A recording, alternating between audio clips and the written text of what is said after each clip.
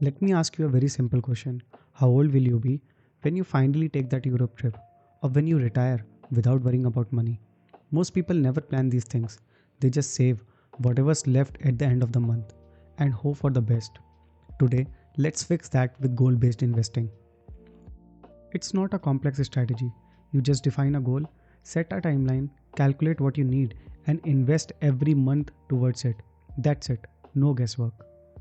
For this, we need to categorize or break our goals into three buckets. Short term means money needed in 0 to 3 years, like emergency fund, vacation, or car. Mid term means money needed in 3 to 7 years, like your marriage, home down payment, child's expenses, or school fees. And long term, which means money needed in 7 plus years, like your retirement, child's education, children marriage. We will simply follow the 3-step goal planning framework. Step 1, define your goal. Step 2, adjust for inflation. Step 3, SIP back calculation. Let's see an example. Let's say our goal is 50 lakhs, assuming that average inflation is 6%. Now we will do SIP back calculation. So SIP will be of rupees 38,539 per month. In case we don't assume inflation, SIP will be of rupees 21,520 per month. But this will be wrong, as inflation should not be avoided. Now that you have got a real plan, we should match the right investment type. For short term, we can invest in liquid funds or FDs.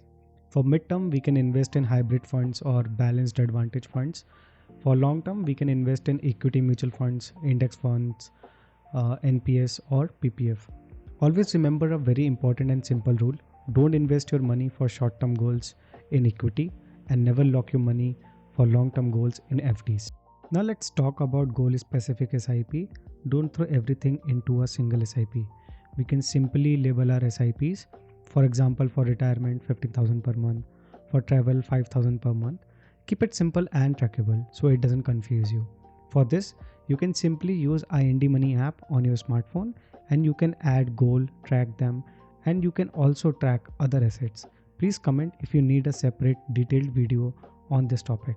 Now let's see the mistakes we should avoid. Number 1, ignoring inflation. Number 2, using equity for short-term goals.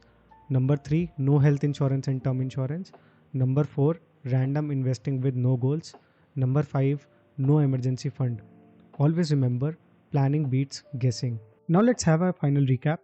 First, we should list our goals, then categorize them, then calculate monthly SIP using SIP back calculation. I have put the link for the calculator in description. Then match it with the right investment type and invest regularly for it and review it once a year. You can take help of certified financial planner or financial advisor. So that's goal-based investing. Simple, repeatable, and most importantly, it works.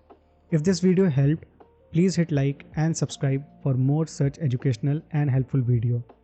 And share with your friends and family. Let's meet again in the next video. Till then, goodbye, take care and keep investing. Happy New Year.